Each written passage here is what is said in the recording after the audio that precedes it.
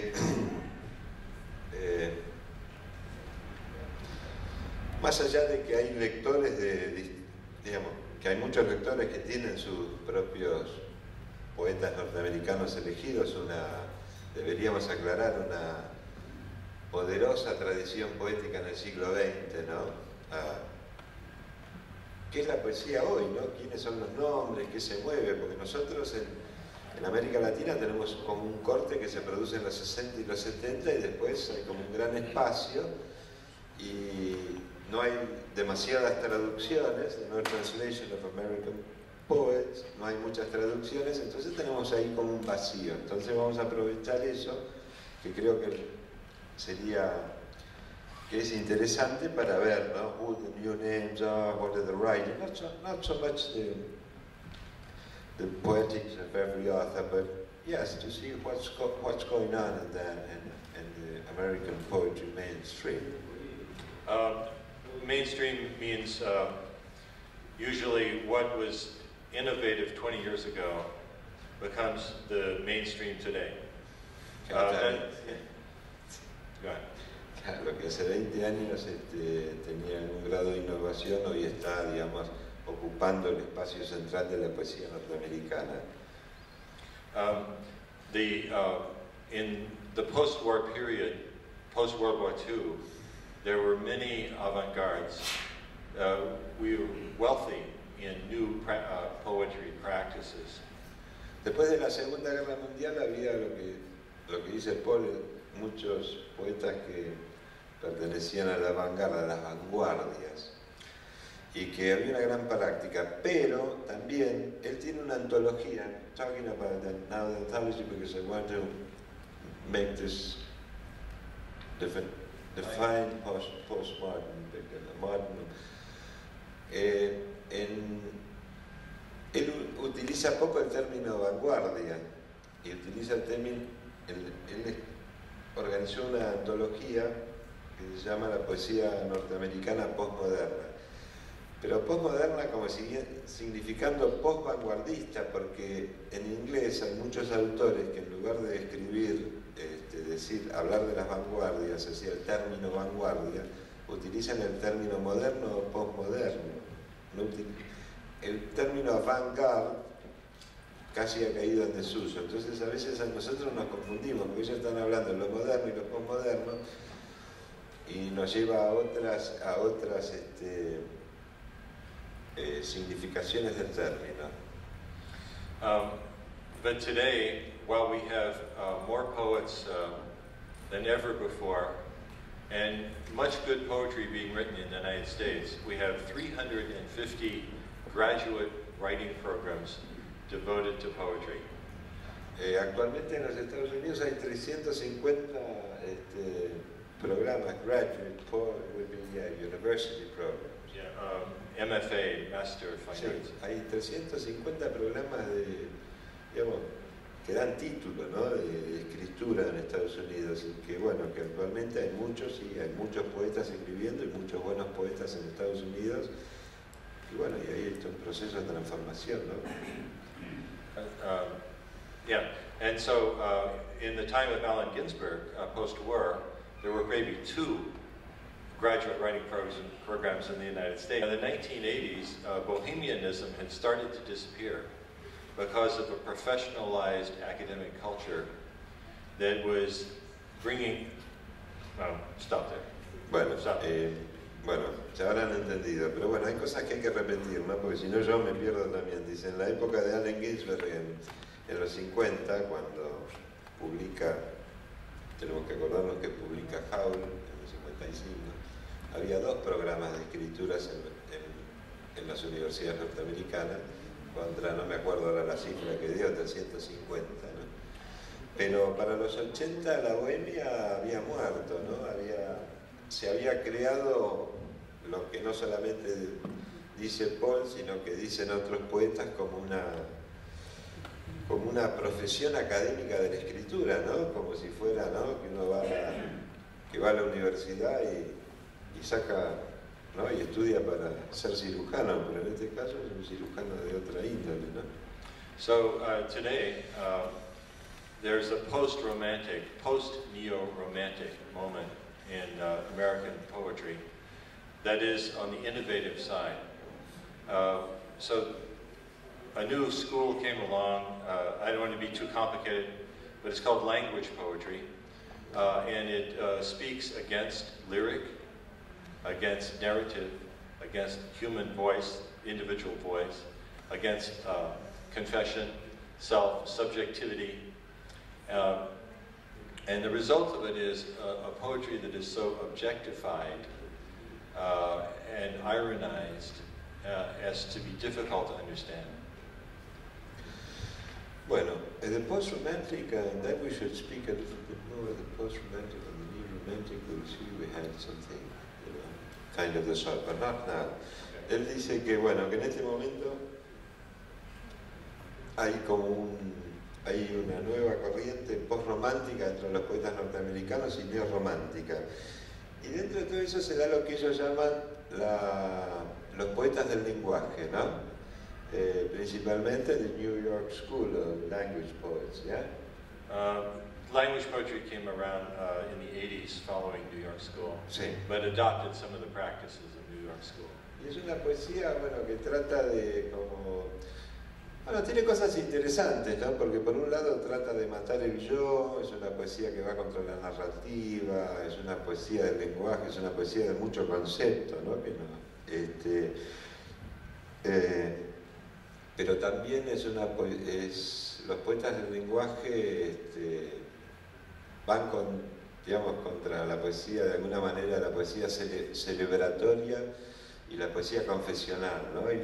Eso de matar el yo es interesante, ¿no? Porque eso es como una tarea cotidiana, ¿no? Que uno todas las mañanas cuando se levanta, digamos los hombres que tenemos que mirarnos al espejo, ¿no? Es interesante eso de matar al yo, ¿no? Killing the ego, the eye, kill the eye. And that's been an aesthetic battle that's been fought for a long time. Well, I saw just to pick up, I hope, on what you're saying, I saw an article written by a conservative formalist poet in the United States who attacked Wallace Stevens as having started a trend that was killing U.S. poetry. Yeah, and that's complete foolishness. You know, it's ridiculous. Wallace Stevens was one of many fine modernist poets. But they thought that it led in a direction toward too much experiment, and so on. So there are many, to return, there are many practices of poetry, but in the innovative, essentially two. Some influence of language poetry, post-language poetry, etc., which is intellectual, and on the other hand, performance poetry. A ver. Bueno, respecto a tu pregunta, Gary, bueno, viste que él dice que, bueno, que a Wallace Stevens hace unos años, pero él habla, no dijo el nombre, pero habla de un poeta conservador y formal que dice, bueno, que Wallace Stevens profundizaba demasiado el camino del experimento, ¿no? Pero sí, quizás haya, porque bueno, Wallace Stevens también tiene todas esas imágenes a veces que parecen, ¿no?, tan surreales, ¿no? Y la construcción del lenguaje, por ejemplo, sí, los viajes de Wallace Stevens, sí, y los viajes de sí, y hay algo ahí, como que hay un tono de época, ¿no?, con algunas cosas, ¿no? Pero decía Paul que en este momento the two trends in American poetry are language poetry and performance poetry. La poesía del lenguaje, que es esta poesía que nosotros ya habíamos dicho que es una poesía que va contra, digamos, se abstiene de lo celebratorio, de poner al yo en escena, y la poesía de la performance, ¿no?, que esa es la nueva tendencia que surge lentamente a partir de los 70 y hasta la actualidad, ¿no? Si quería preguntarle si tanto en la poesía norteamericana como en la latinoamericana y todo, si ha pasado de moda el amor en la poesía, porque no escucho para nada que nadie se dirija ni al amado, ni a la amada, ni al amor, y parece como que todo es la poesía del lenguaje, no existe el abstracto, y parece como que ciertos valores ya no existen más. ¿Pasó de moda? No, love isn't dead, but what I'm trying to describe is that this language poetry, which is very radical originally, and still is, has had a surprising impact, I think, for everybody, a surprising impact and influence on young people. Dice que la poesía... no, el amor no está muerto en la poesía, lo que pasa es que también los tiempos cambian, ¿no? Como cada generación necesita su traductor de Homero, el amor también cambia, ¿no? Van cambiando las cosas, la manera de decir las cosas, ¿no? Ya hemos comprendido que las mujeres hay que mandarlas a trabajar, que traigan la plata acá. Bueno, hay cambios, pero bueno, eso es otra. Pero dice que la influencia de la poesía del lenguaje es que es increíble, pero nosotros, a ver, si vamos, ¿no? Nosotros tenemos, digamos, de alguna manera, poetas que han sido poetas altamente conceptuales, ¿no? Como Roberto Juarros, que tiene todos esos poemas, y ahí van a encontrar, digamos, pongo el caso de Juarros para, digamos, poner como un ejemplo de algunos textos de Juarros que son altamente poemas de ideas, ¿no? Y la gente es joven, eso es lo raro en Estados Unidos, ¿no? Que ahora todos los jóvenes están terriblemente influenciados por la poesía del lenguaje, o sea, por una poesía del pensamiento, si se quiere, ¿no? Si el autor invitado comulga con la poesía conceptual o con el lenguaje. That's a tricky question, because I'm not either. I know more about, more familiar with the language poets. But I don't, I'm certainly not a language poet. Actually, I was called in the New York Times, of all places, I was called one of the top 3 language poets. What a mistake. You know, no, it's laughable. However, I have some complication in my poetry. You don't see the complication here. Poems in Spanish is a special project where I want to be lyric. It's writing as if in Spanish gave me permission to be lyric, to be unguarded.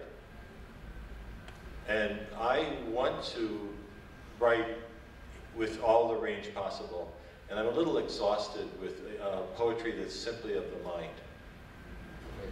La última línea, estoy realmente cansado de la poesía que es solamente poesía de la mente, ¿no? Digamos una poesía de conceptos e ideas de la que hablábamos recientemente, pero él es cierto, sí, hay algunos críticos que lo consideran un poeta del lenguaje, y él no se considera, digamos, un poeta del lenguaje. Vieron que en los poemas que fuimos leyendo hay una presencia del yo, bueno, o sea que son elementos que irían, que no conformarían el arte poética de un poeta del lenguaje.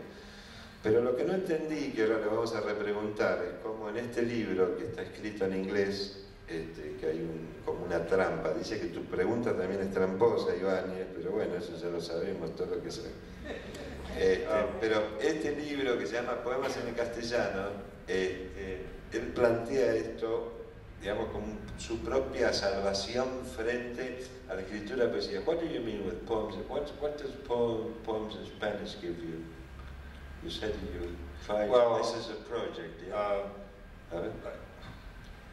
Okay. Allen Ginsberg once said that he knows it's a true poem if he's embarrassed by what he wrote. Allen Ginsberg dice, si el poema es verdadero, eso lo sabe si el poema lo avergüenza a él mismo, ¿no? Es lindo, ¿no? Es linda definición, ¿no? And while I don't want to write, I don't want every one of my poems to be embarrassing. That would be silly. But there is something to that. That when they say you're vulnerable, that you're open. And I think that I was giving myself permission actually to write about the death of my father, death of my mother.